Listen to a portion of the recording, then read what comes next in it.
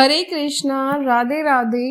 जो मनुष्य एकादशी का व्रत करता है वह भगवान विष्णु की कृपा से सभी मनोवांछित फल प्राप्त करता है।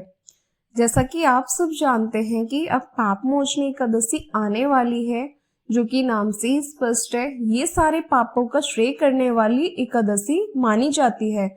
शास्त्रों में कहा गया है कि इस दिन व्रत और उपवास रखने से मनुष्य अपने पूर्व जन्मों के सभी पापों से मुक्त हो जाता है।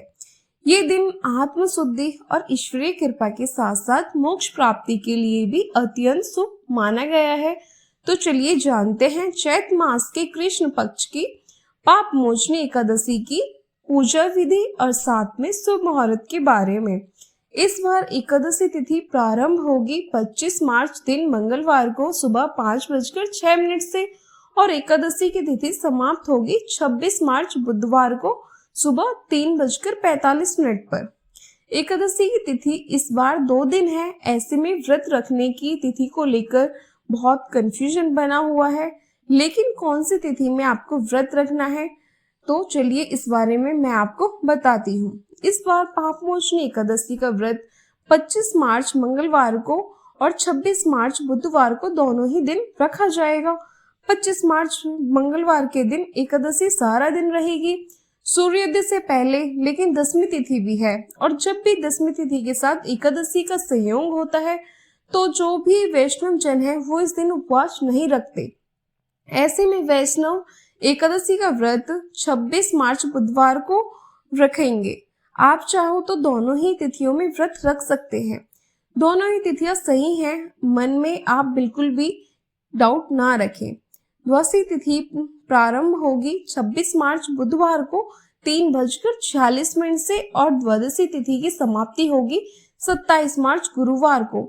देखा जाए तो 26 मार्च बुधवार को मध्य रात्रि का समय होगा, जो कि 1:42 AM यानी रात के समय में ही द्वादशी तिथि समाप्त होगी। और ये महा संयोग होगा क्योंकि सुबह सूर्योदय से पहले से लेकर रात तक द्वादशी तिथि रहेगी। ऐसे में ये द्वादशी तिथि महाद्वादशी तिथि मानी जाएगी, क्योंकि ऐसा संयोग बहुत ही कम देखने को मिलता है।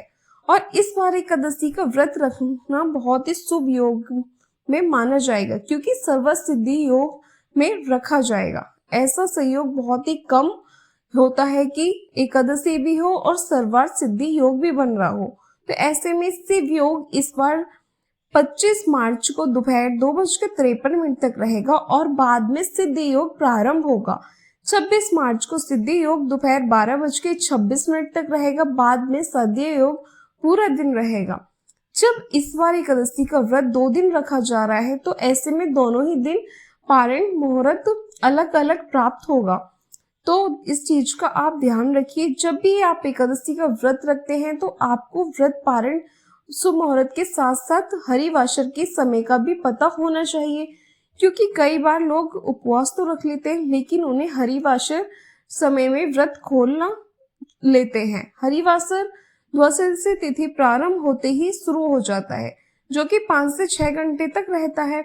इस अवधि में व्रत नहीं खोलना चाहिए। और जो लोग इस बार 25 मार्च मंगलवार को पाप मोचनी एकादशी का व्रत रखेंगे, उन्हें 26 मार्च बुधवार को सुबह 9:06 से लेकर 10:56 के बीच में व्रत खोलना पड़ेगा। और इसके अलावा दोपहर में 1:31 से लेकर 2:48 तक का समय भी व्रत पारण के लिए सही रहेगा।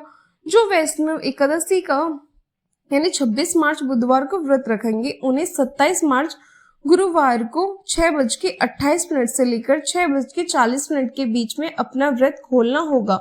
हालांकि इस समय तक त्रयोदशी तिथि प्रारंभ हो चुकी होगी, लेकिन फिर भी शास्त्रों में ऐसा वर्णन है कि वैष्णव एकादशी का व्रत रखने वाले भक्तों को त्रयोदशी तिथि के प्रथम पहर में व्रत खोलने से कोई दोष नहीं लगता, बल्कि ये एकादशी व्रत पूर्ण ही मानी जाती है। आप एकादशी का व्रत किस दिन करेंगे वो आप कमेंट में मुझे जरूर बताइए। और अगर आपको वीडियो पसंद आई हो तो मेरी वीडियो को लाइक जरूर करना। अगर आपने अभी तक चैनल को सब्सक्राइब नहीं करा है तो साथ ही मेरे चैनल को भी सब्सक्राइब कर लेना।